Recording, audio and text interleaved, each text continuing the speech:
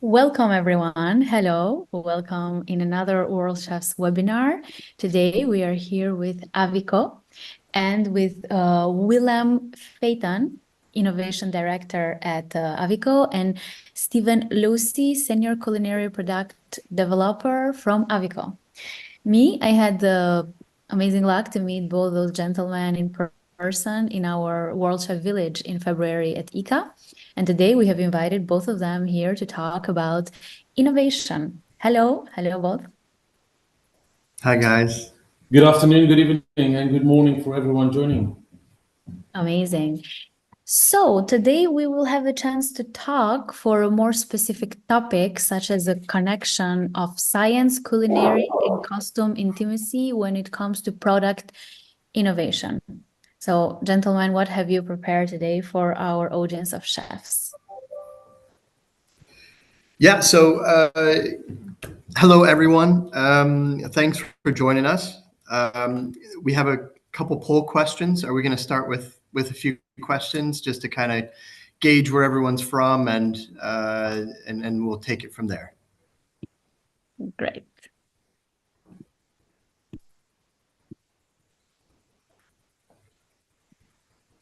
So basically, which continent do you live and work? We want to know where our audience is located today and if they currently use Aviko products. How much do they know it, and how much do they know and appreciate it? So where are you? I think you both are located in Netherlands, right? Yes, exactly. We are at the heart of our innovation activities in the Netherlands, close to the German border. Literally 15 minutes from the German border, and 1 hour from Düsseldorf, and 1 hour from Amsterdam. So right in the middle. Very green, beautiful location. Here in the chat, actually, here in the chat, we have all the countries where chefs are coming from. Hello from Amsterdam, says someone.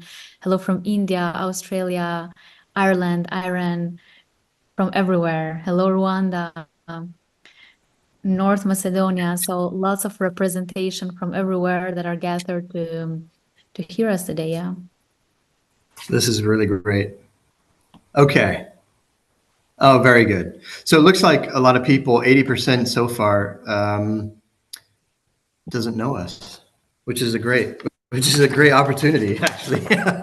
That's really good. So look, I'm Stephen Losi, and I'm here with the amazing Willem Phaeton. Willem's the Global Innovation Director, and I'm the Senior Culinary Product Developer. And we're on the Global Innovation team, and we're based out of Steenderen in the Netherlands. Like Willem said, we're probably an hour and a half from Amsterdam. We're in the greener part, sort of the southern side of the Netherlands. Well, the Netherlands is very small, so you're really quick in the north, in the south, and east, in the west, basically. So from here you're all over the place very fast and very soon. Yeah, really quick. So we'll do the share screen. I will help you share the screen before you. Wait a minute. And while you both share the screen, I want to invite our chefs to use the section question and answer. We're gonna, for every question you might have, use it there, and then in the end we will have a discussion with both chefs. So ask whatever question you want to ask related to the topic or Aviko products, and in the end we're gonna respond to every one of you.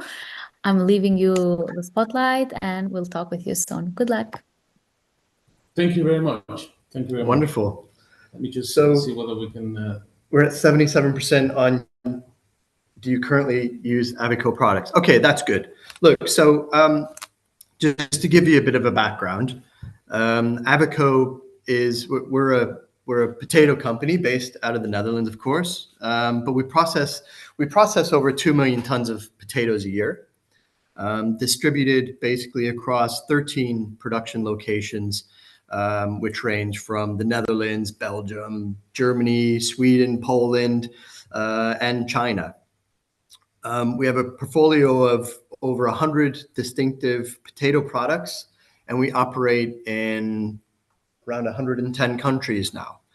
So we have 2,500 team members within Aviko, and we're all driven by the huge potential of our products and the impact they have on quality, service, innovation, and sustainability. So I'm Stephen Losi, as I said. I'm on the right side with Chef Andy. My culinary career really started washing dishes in a family-owned Greek restaurant when I was 15 years old. And really, my career as a chef has enabled me to work in the US, the UK, and now here in the Netherlands. I was in Germany also for a number of years.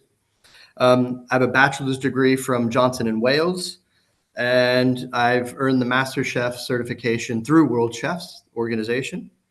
And I work with Willem on the global innovation team here at Aviko. And I've chosen this picture mainly because it's really an excellent example of how much of a small world our industry actually is. I met Chef Andy in Stuttgart. Some of you might have been there in Stuttgart. And I met Chef Andy there. And after speaking with him, realized that over 20 years ago, we actually had worked for one specific chef in particular. And that instantly connected us. And we had loads of stories to share about that time in our lives. And that's why I decided to share this picture, because all of us, we're it's a small world. The industry is a small world. So you do bump into people, and you do connect with people over the years, and gain quite a big network of friends and colleagues. So Willem, would you like to introduce yourself? Thank you. Well, for me, I'm the guy on the left picture, the small guy between, or next to the big guy. The reason that this picture is there is that because, first of all, I believe that mentoring and coaching is really important in everyone's life. And I think that part of this presentation will go about, innovation and how do we drive innovation. I started my career in the kitchen when I was 17. I moved from Colombia, South America, to the Netherlands, and my dream was to become a chef. And that's what I did till 2007. Worked on a few countries for a couple of hotel chains and restaurants. Loved what I was doing.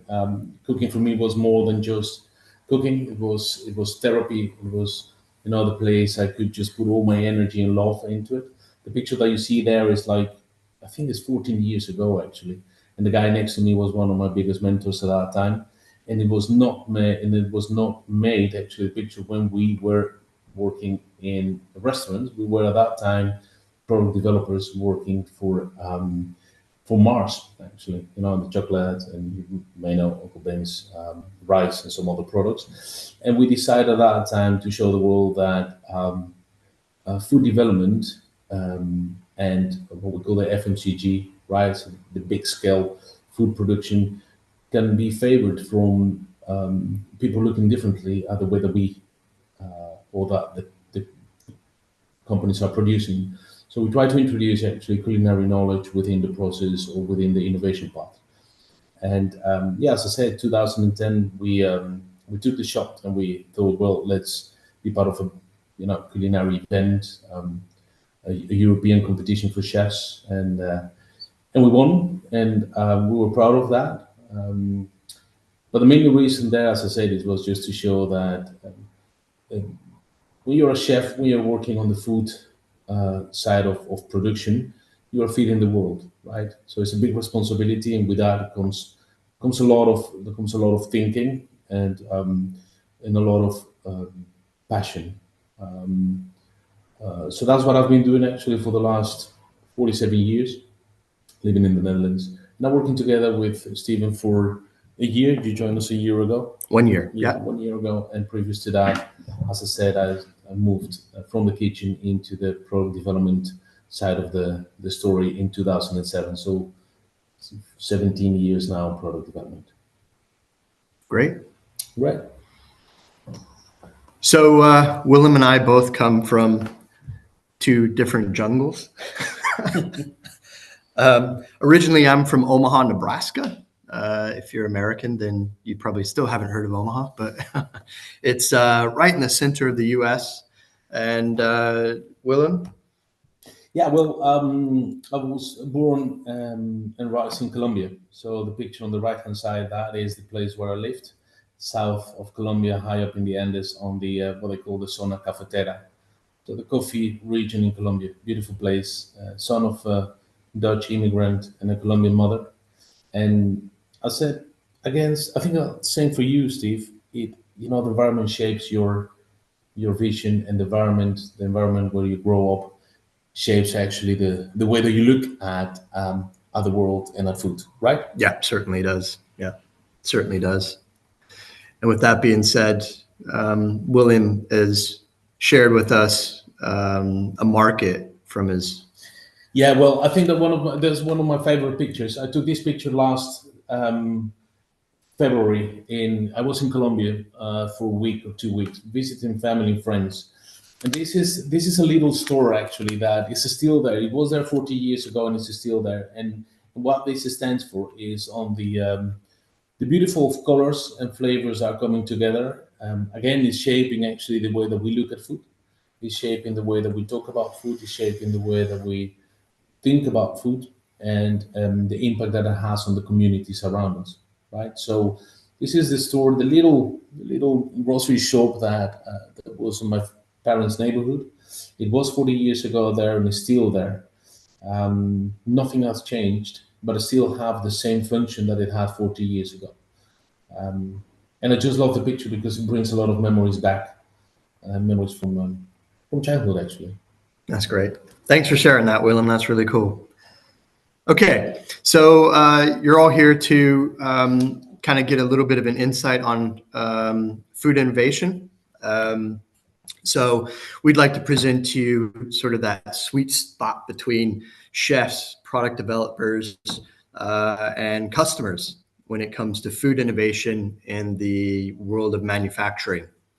So, I think as chefs, you'll find this quite interesting because it gives you really another perspective of processes and the ways of working within the food industry. So, like that was mentioned earlier, if you have any questions along the way, just raise your hand or type in the chat, and we'll be happy to answer any questions. Perfect.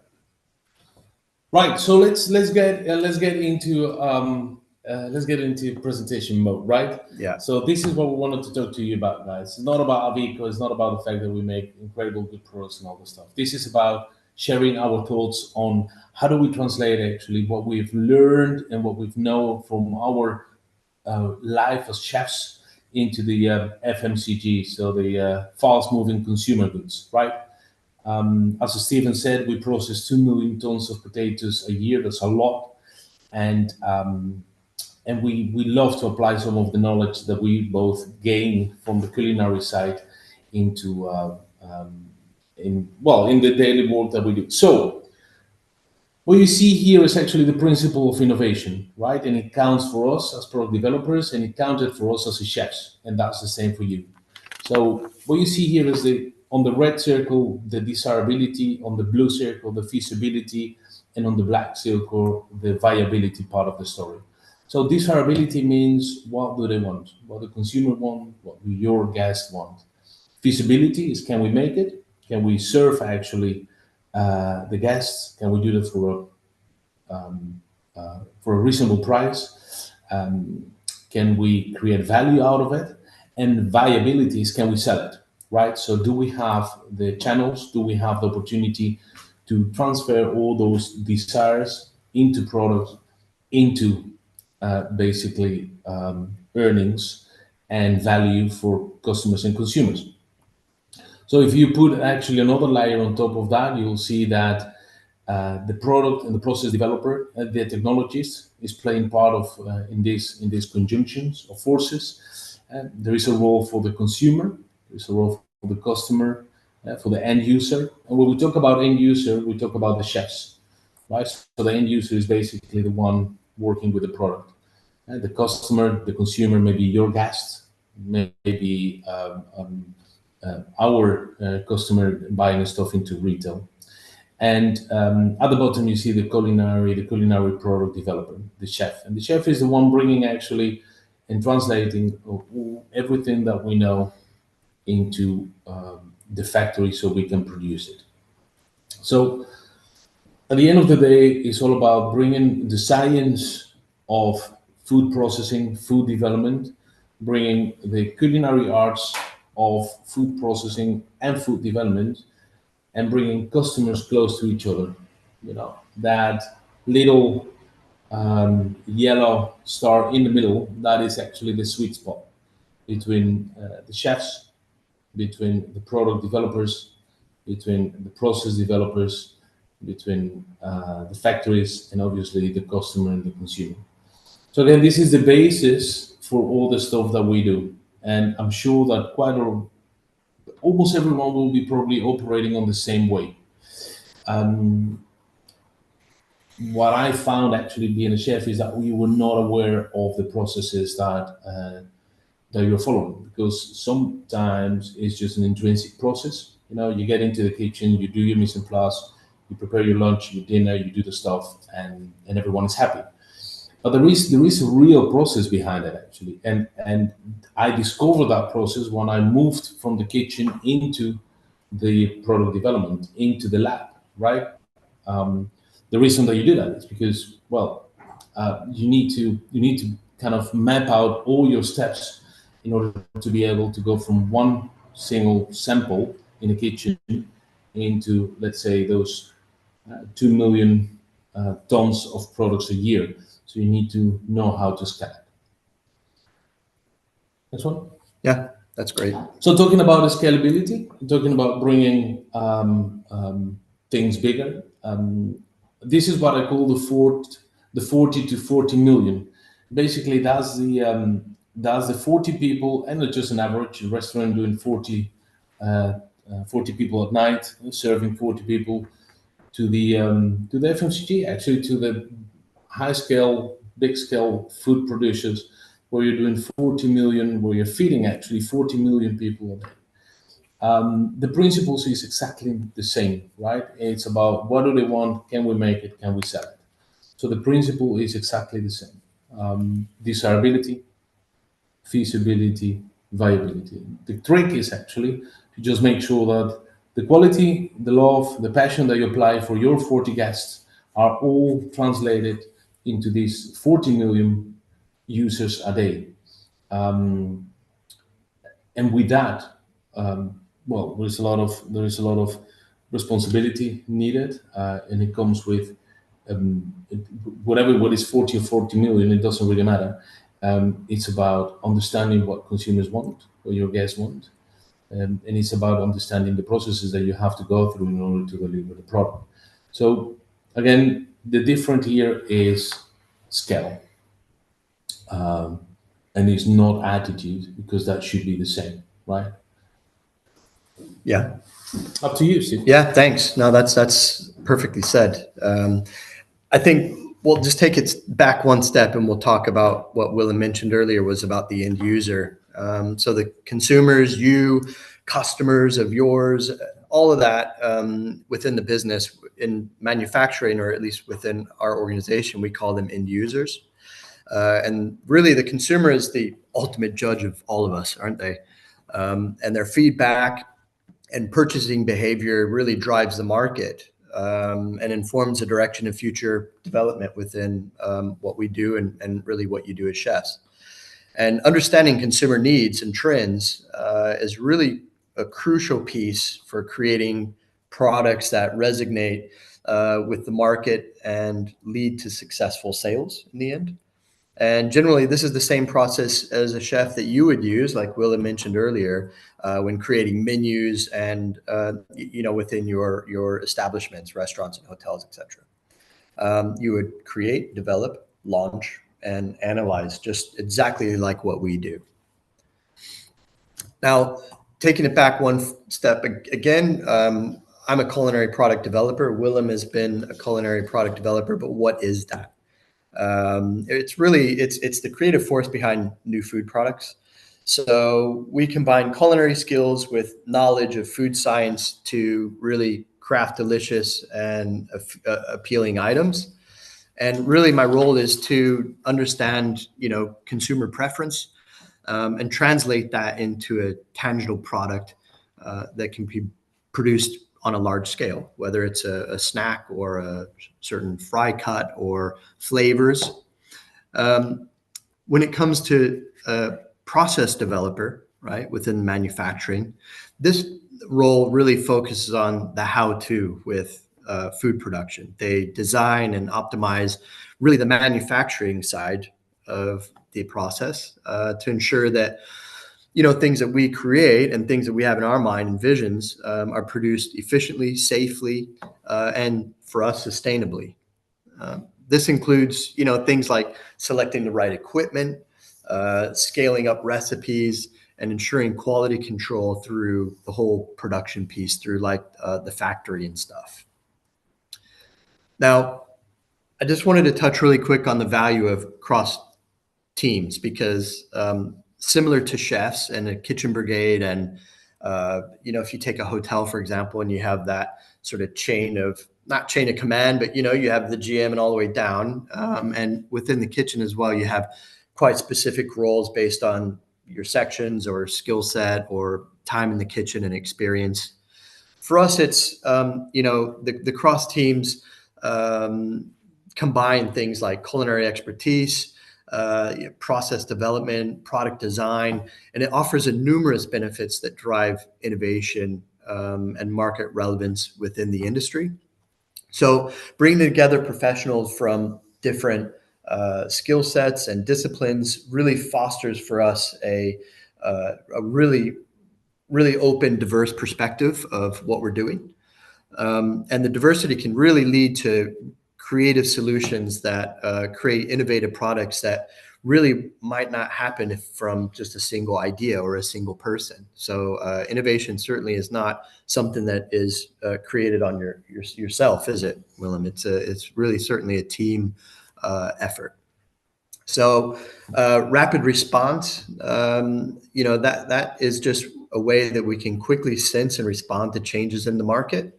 That has to do with things like consumer preferences, advances in technology.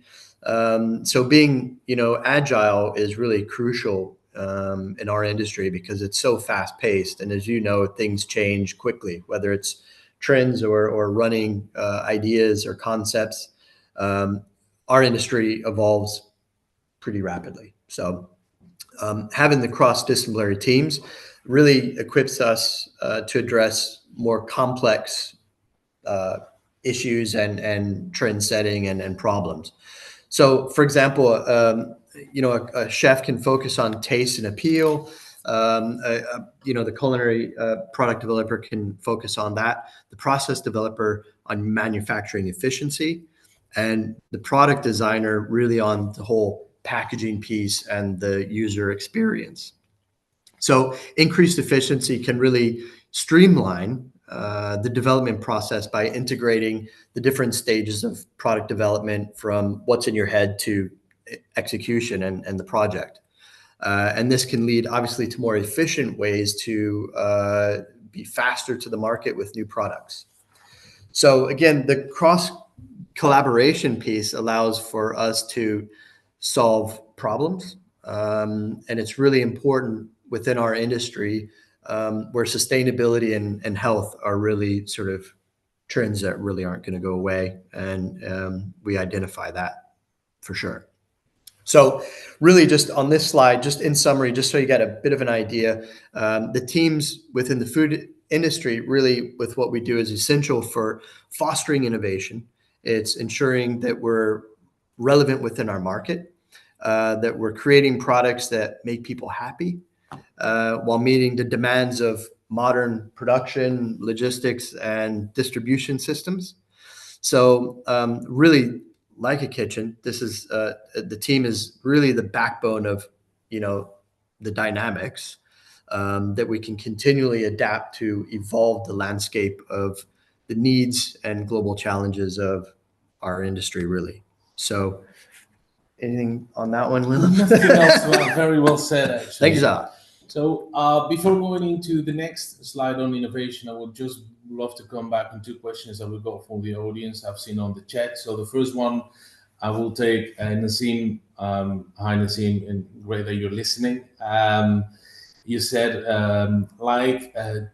you would like to know when Aviko products will be available in the Midwest of the USA. Well, hopefully soon. Working on that, working on expanding our footprint in the US, but it's a process that it doesn't go really fast. But I will keep you posted, definitely. And I've got Ambro Liasin, and you want to know actually the future products which can increase the range of potato usage in our kitchens. And next to that, what about potato starch, flakes, dehydrated potato slices? Well, actually, there's a whole range of products and activities and innovation coming in the next couple of years. Of course, there's a lot of that. A lot of that will be released into the market little by little, and there is a lot of stuff that we are actually we cannot talk about because of obvious reasons, obviously. But I think that what we see, and if I can, before going into the next slide, just a very short insights on what we heard and what we are hearing actually from chefs and from the world that we're serving. As I said, we're in 110, 120 countries. What we hear is actually that fries are flying, right? The usage of coated fries, super crunchy, heat retention. They stay longer in shape. They stay longer, crunchier is increasing, and the need to be able to flex on your menus is increasing. So today gratins, tomorrow rice, and the day after you got potato puree is increasing. So the way that we play on it is obviously we have frozen gratins, we've got frozen potato puree, but the logistics chain is not always very well developed in certain countries. So the dried opportunities are there as well, as you said, on potato flakes and slices and granulates. You kind of get the same result. What we see an opportunity as well, and is in this picture basically, is on the worry-free, let's say, the vegan opportunities, and not kind of saying vegan is getting big, absolutely not, but it's offering an alternative for your guests, for customers and consumers, where we launched recently a vegan cheese. So it's a potato cheese, and what we will see here is we're using it on the creation of different snacks and snack related products.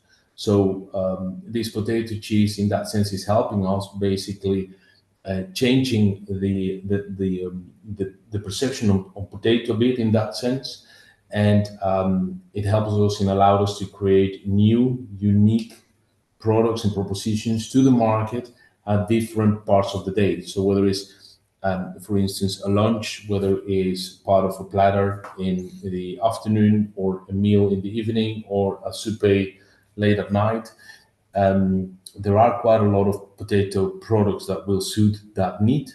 And when you look at shapes as well, so you've got different, you've got the chips, obviously, the fries, right? So it's like the stick.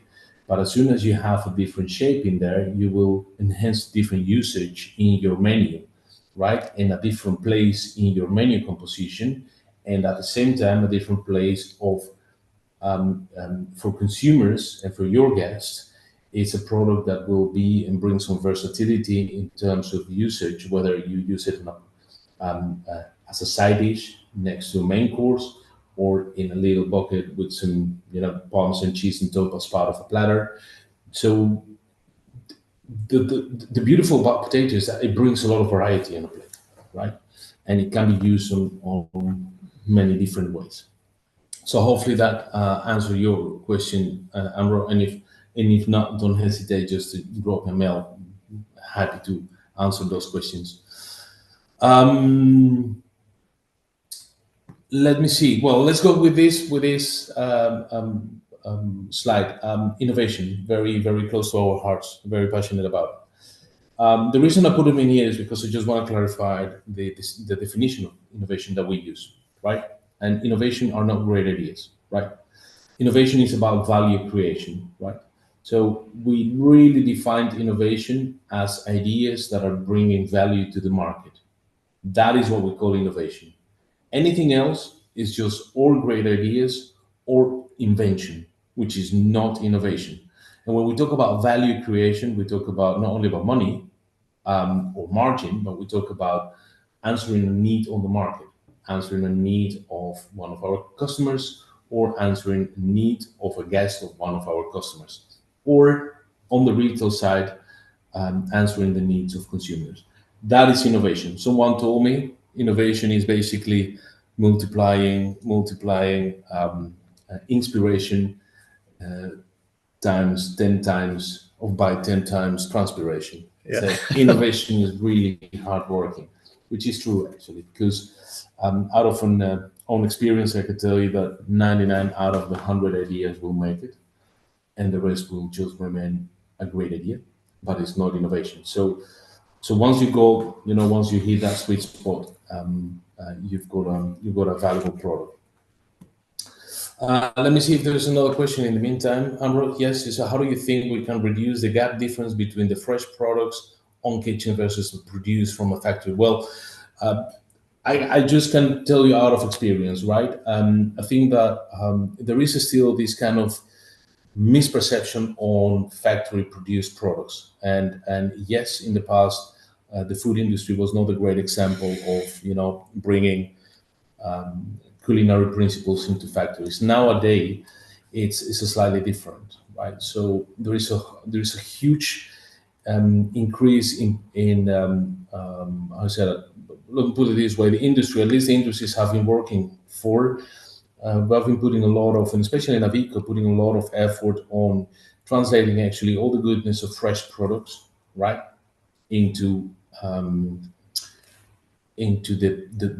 products that we make in a factory. We know from tests that we have done that, and in the past, that frozen vegetables, for instance, have a better and a higher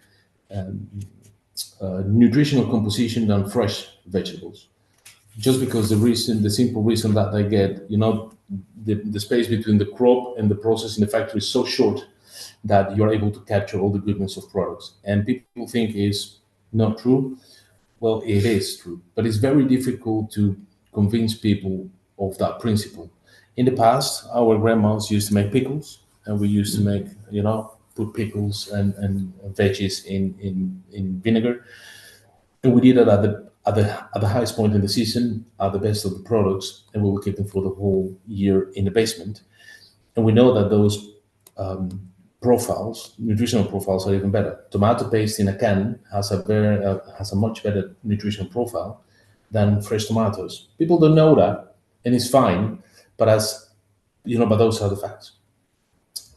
Same counts for potatoes, actually.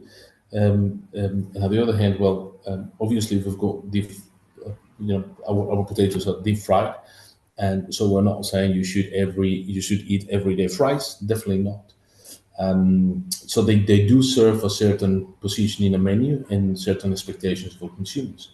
But I think that nowadays the food industry is working really hard on closing the gap between, let's say, what the perception is between fresh products and industrially produced products. Technologies have been changing rapidly. In the last 20 years, I've been in the role where I've seen, processing technologies changing the way that we freeze products, the way that we cut products, the way that we keep all the nutritionals in it, which is great, I think, and it's helping us a lot. Next slide, please. Yeah, great. Great questions. Thank you. Okay, so I put this picture up. We put this picture up because I love this picture.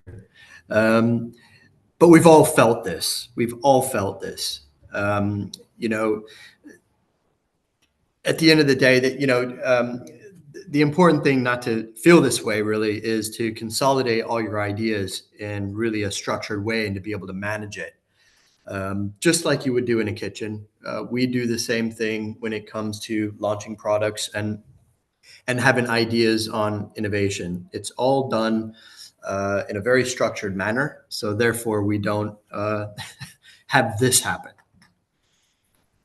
So I wanted to share this picture with you, this drawing actually, with you, because when we first found out that we were going to be presenting to you, this was probably a few months ago now, I think, when we found out that we were going to be presenting the innovation presentation to you today, Willem and I were actually in Florida at the time, and we sat down in a restaurant and we said, how are we going to send a message to the World Chess Organization about innovation? And to my surprise, Willem took a piece of paper and he started sketching everything that you see here. And within 10 minutes, he had this sketch and he handed it to me and he said, we did it together. Yeah, we did it together. We did it, but he didn't. We did it together, and certainly it was a great moment, because it was just a matter of 15 minutes, and there was a sketch, and I've kept that, and I wanted to share that with you today, because basically from that middle cloud, it branches off to all these different things that we have to think about when it comes to the entire process of launching products, similar to what you would do as a chef when you do menu writing and stuff. So some of the things that you look at is the insights. So what's trendy, what's happening, what's going on in the world of food. And then we have an innovation funnel, which is a process that we follow with stage gates, which we'll get to next. And from there, it just kind of keeps moving around the circle, and we have different sort of processes and different pieces of the puzzle that we sort of need to think about or action or sort of work through. So anything to add on this one, Willem? No, well, I hope you can read it, actually. It remembers me the old days in the kitchen where you were designing your menu for the next round, the menu for the next month. You know, when you start just scratching and trying to find some weird combinations or great or bad combinations. You never know. I still do it, yeah. Still do, but actually, this is what happens in our brains, and probably in your brains as well, when you're trying to map out a new process, when you map out a new menu card, when creating a new dish, right? So you're looking for colors, you're looking for textures, you're looking for flavors, you're looking for ingredients, cooking techniques. Everything of that happens at the same time, and this is actually what happened in our brains that single day in Florida, having alligator bites we had, yeah. Alligator bites, indeed, yeah. So if we go to the next one, I think that if you translate that into and you bring it schematically, this is what you then get.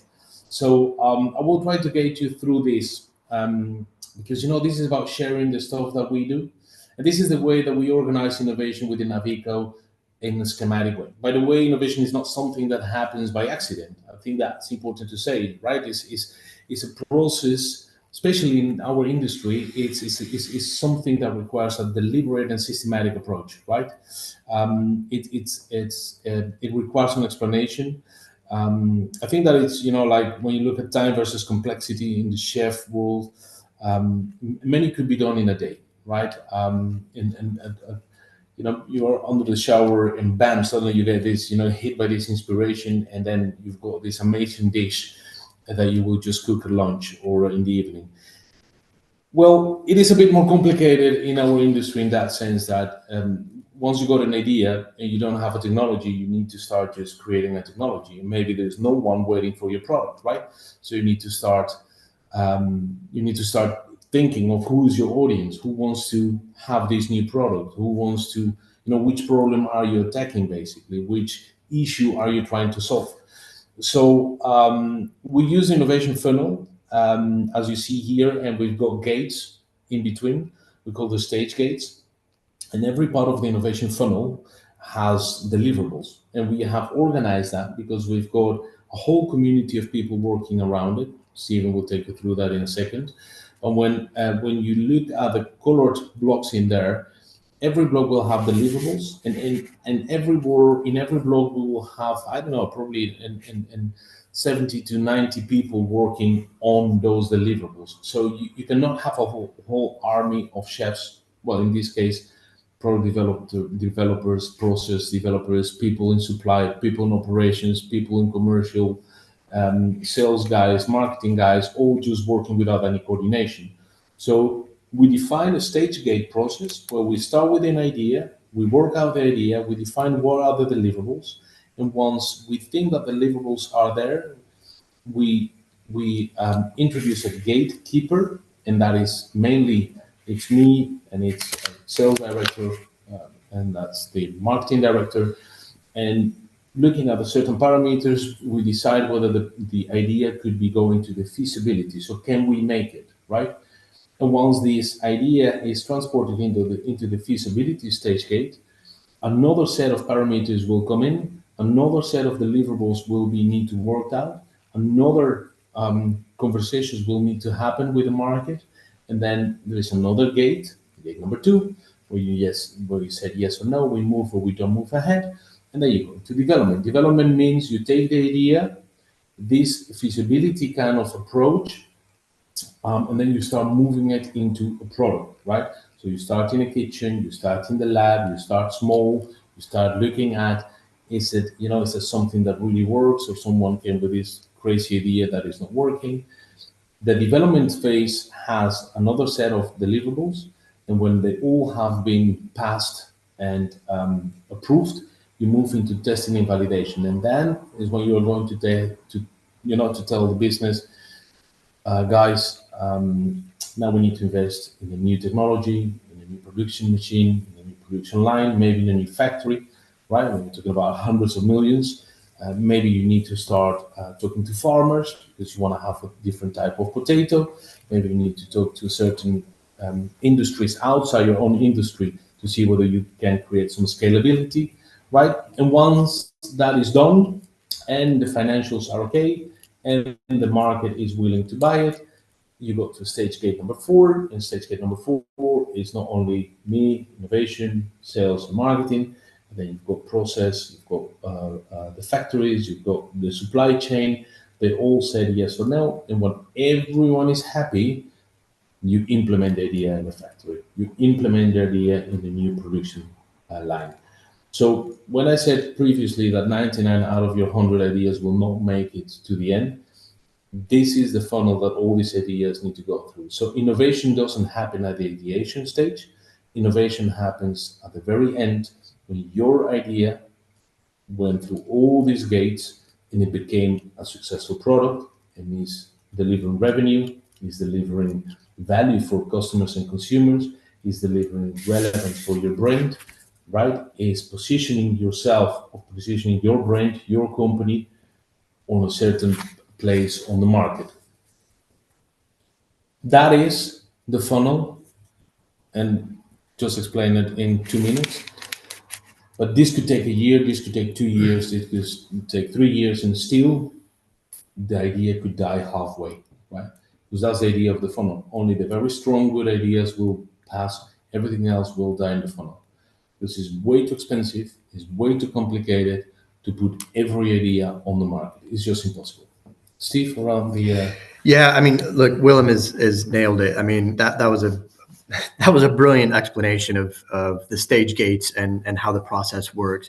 I mean, there's not really much to add besides just highlight what Willem said. At the end of the day, there's so many people involved from the ideation, from having the idea all the way to the very end. I mean, it's a whole company, really, a whole organization, and everybody is involved in some way or another.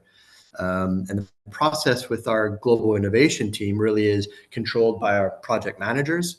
And then we have different people that lead different projects, and it goes through this entire phase, and every single gate has different almost like to-do lists or check sheets that we have to go through to validate that to be able to move on to the next stage. And this is all controlled by somebody that's a project manager that's helping us through the entire process. So I mean, Willem, you had a perfect explanation of that. So Yeah.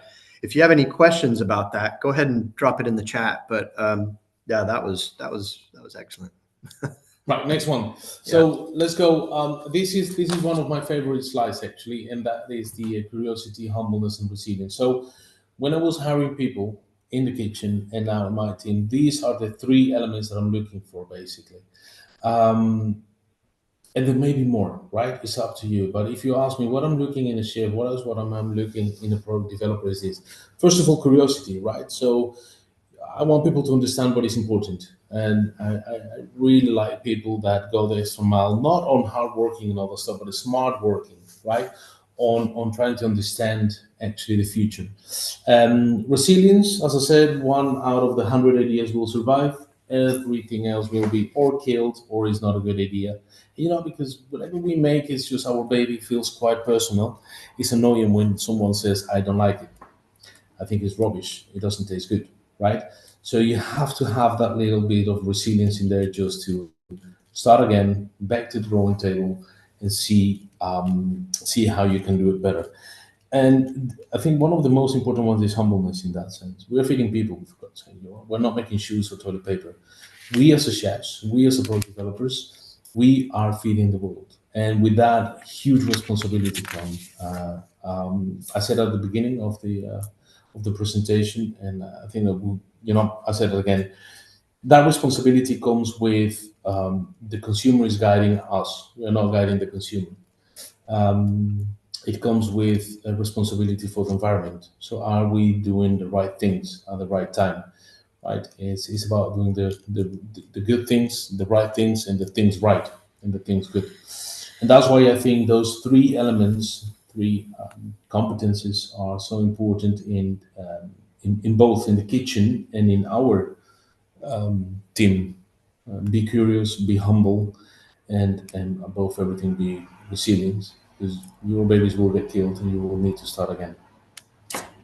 Yep, absolutely. So almost finalizing. This is about a bit of mindset. So innovation killers. I have had some conversations in the last years with a lot of people. A lot of frustration in there from, oh my God, they don't like my ideas. Just make sure that you are in control. That is my message in here, right? So there are a few killers in there, and it's not the fact that you don't have a budget. It's not the fact that you are too early with an idea. If you're too early, it's because you're not relevant. If you don't have the budget, you have to fight for it, right? It's not the fact that your boss is not supporting you, because I believe that for all of that, there is a solution. But I think that the biggest killer of innovation, the biggest killer of customer relevance is procrastination. So is leaving this stuff for tomorrow that you could do today. In Mexico, they call it mañana, mañana. I think that in all the Spanish countries, the Spanish speaking countries, tomorrow, they call it tomorrow, yeah. today, not tomorrow, tomorrow. But I think that procrastination is one of the biggest issues that we are facing nowadays in our kitchens and on innovation. It's just being just not active enough and just waiting till things happen, and they will never happen. At the end of the day, procrastination is a bit of some kind of disease that will kill innovation and it will kill motivation in your teams. And this is just out of experience. I just wanted to share that with you because I think it's really it's a thing that we can actually solve very easily, like anything else. Just start yesterday instead of starting today. The results will be much better. Absolutely. Thank you. Yeah, so that's I think okay. That's it for now. Yeah. Okay. Do we have another slide now? Yeah. Well, just before we open it up for any more questions, and some are still coming through, just to summarize a few things for you. Like being a chef, we need a great team behind us to create success, which we do have. We have a great team. And like in a kitchen, each person brings really different skill sets to be able to create a really collaborative and forward-thinking work environment. So different points of views, influences, backgrounds, ethnicity, open minds, everything brings ideas that maybe we wouldn't have thought of before when it comes to menu innovation or innovation in general. So as we spoke to you about today, that sweet spot between chefs developers and customers, really, when it comes to food innovation in the world, our world of manufacturing, really isn't too far from what you do in your worlds in kitchens all over the world. And I hope you were able to see that connection, really. So our goal today really was to share with you, a part of what we do in our global innovation team here at Aviko, and give you some insights on our innovation funnel and how that whole process works, and the important structure of the stage gates, and how we work and our ways of working to keep us on track, from ideas in our head all the way through to what Willem said, the implementation of the end there. So I would just say, and I'm sure Willem would agree, is to stay curious, humble, and resilient. And we hope you enjoyed the webinar today. And it looks like we have still a little bit more time, not much. But if you have any questions, put them in the chat. Yeah, I see a question again from, which I love actually, which is from Amro Aliasin. What he said, my question is how Aviko can support in that, how we can do a future collaboration, maybe with culinary schools through world chefs or academies or something, some marketing tools to support and educate at least the young chefs. Well, I completely agree with that. I think that is our responsibility as well as food industry to support the young chefs and we can do that through the world chefs. It's just to make sure that at least we tell the story from our side, right? The food industry is a necessary industry. We have to feed 9 billion people in this world and counting, right? And we are taking our responsibility in that sense, right? And it comes with valorization of our waste streams, understanding what is happening on the fields. We are not the biggest player in the world when it comes to food production, obviously, right? And there are much more bigger guys in there, but I'm sure that we can, and we can take it offline, but we can definitely build some elements of education to the food communities. Happy to do that, and I think that we've got enough knowledge to share with everyone who wants to listen, and just make sure that we bring on board at least the young guys, the young chefs, the next generation who is going to feed the world. So yes, it's I love that invitation. I love the challenge. Thank you very much for your question, Amro. Thank you very much for that. Actually, we have another question in the question and answer that says, at what level of innovation Aviko is focusing on? It is on the crop itself or on the final potato product that goes to customer, food service? Well, I love that question. We focus on the entire chain, right? So we work together with farmers on the fields, on the potato itself, right? The types of potato, the different soils that we have in the different countries we're operating. We work on technology in the factories, reducing CO2. We have a target of 50% CO2 reduction by 2030, which is huge. We work on technologies so it helps us utilize as much of the potato as much as possible. We work together with our biggest accounts on sustainable alternatives, on new coatings, new shapes. So it's actually through the whole chain. And on top of that, I think that if you have the opportunity to go to the Aviko website, you will see as well concepts. So we work together with chefs. We actually have a chefs council that is helping us on concept creation, right? So we talk about the art of plating, for instance. So how do you make a product Instagrammable because new generation, young people, they just keep making pictures of the product. So how can we help the chefs create these beautiful dishes that are not only beautiful but as well tasty? So all that is innovation, right? So it's products, it's process, it's at the farm. So the agronomical part of that, the supply chain. So how do we bring products? We've got our warehouses packed with solar panels.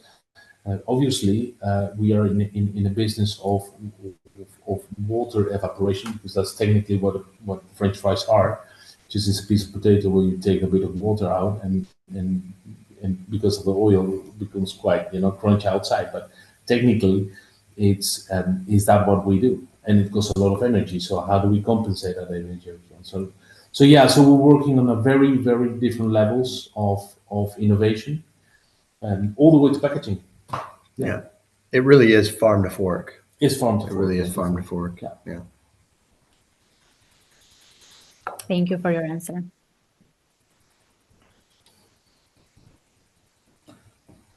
See another question coming in. I said, sous vide in Europe and US is becoming a bit old trend. However, in the Middle East, especially GCG countries, it's a new trend. My question is, how can we collaborate with Aviko to innovate and invent the sous vide potatoes and vegetables? Keeping in mind that we can support and sous vide future FMCG based. Well, listen, I love that. I think I even made a book on sous vide back in the 90s. Well, I'm sure. I think. Yeah. So I love sous vide because it helps actually the industry to break down a bit of the peaks during the day, right, and maintain some of the characteristics of the products. We used to have sous vide a lot till last year. We call it the chilled vacuum business. That we sold actually, because the focus that Aviko has is, and is a deliverable choice, is on dry and on frozen. So we move actually our sous vide activities as a finished good actually to a different party. Although some of our products are very very suitable for sous vide. Well, not production, but sous vide usage in the kitchen. And I'm thinking of The mash. purees, the mash. Absolutely. Happy to connect outside the meeting and see what we can learn from each other and how can we, collaborate on that. Definitely. Great. So I think we've come to an end of today's section. Thank you very much for both of you for your valuable insights and your expertise shared with our chefs. Thank you. Pleasure. Yeah, it was a pleasure. Yeah. Thank you very much for giving us the opportunity. I think it's great having everyone at one place, seeing so many people and countries joining. So many nationalities. It's very Lovely. refreshing. So it's really Fantastic. wonderful to see. Yeah, absolutely. Yeah. Good. Thank you very Thank you much. very much, Thank you very Dan. much, and enjoy the rest of Next the day. time. Thank you. Yeah. Have a nice day. Thank you. Bye. Cheers. Bye. Thank you. Bye.